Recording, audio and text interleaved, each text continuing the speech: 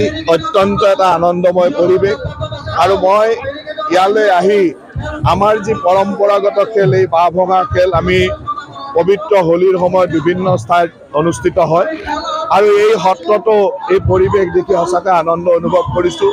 এই অঞ্চলৰ সত্ৰৰ সকলো লোক তথা এই অঞ্চলৰ স্থানীয় ৰাইজক মই ধন্যবাদ জ্ঞাপন কৰিছোঁ আৰু এই অঞ্চলৰ ৰাইজে এই শ্ৰীকৃষ্ণৰ ফল্গোৎসৱ বা এই হোলী উৎসৱ যি সুন্দৰভাৱে পালন কৰি আমাৰ পৰম্পৰাও ৰক্ষা কৰিছে আৰু তাৰ লগে লগে মই মুখ্যমন্ত্ৰী ডাঙৰীয়াৰ হৈ ইয়াতে সকলোকে ধন্যবাদ জ্ঞাপন কৰিছোঁ। তেখেতৰ ৰাজনৈতিক ব্যস্ততাৰ কাৰণে আহিব নোৱাৰিলেও মই তেখেতৰ হৈ ইয়ালৈ আহি এই অঞ্চলৰ ৰাইজৰ যি মৰম চেনেহ দেখিছোঁ সঁচাকৈ মই আপ্লুত আৰু সঁচাই সকলোকে ধন্যবাদ জ্ঞাপন কৰিছোঁ। এয়া ধৰ্মীয় পৰিৱেশ, হোলীৰ পৰিৱেশ, সুন্দৰভাৱে ৰং ৰহইচ কৰা পৰিৱেশ, ৰাজনীতিৰ পৰিৱেশৰ পৰা অলপ বাহিৰত আছোঁ।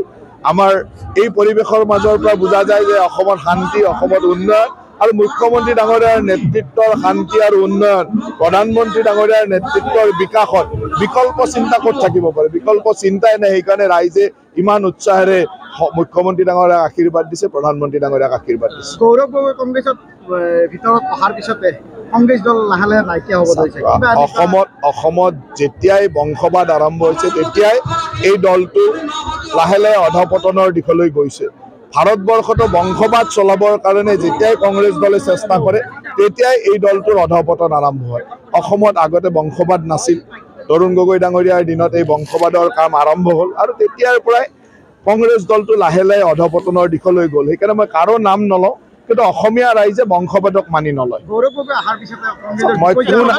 অসমীয়া ৰাইজে কেতিয়াও বংশবাদক মানি নলয়। এতিয়া বংশবাদ যেতিয়াৰ পৰা কংগ্ৰেছ দলত আহিছে তেতিয়া কংগ্ৰেছ দলৰ পৰা মানুহ আঁতৰি যোৱা আৰম্ভ হৈছে।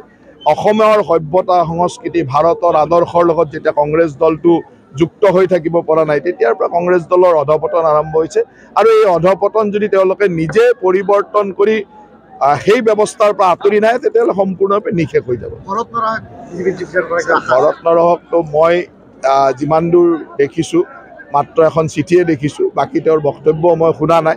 কিন্তু আমাৰ দলত এতিয়ালৈকে মই জনামতে কোনো যোগাযোগ কৰা নাই।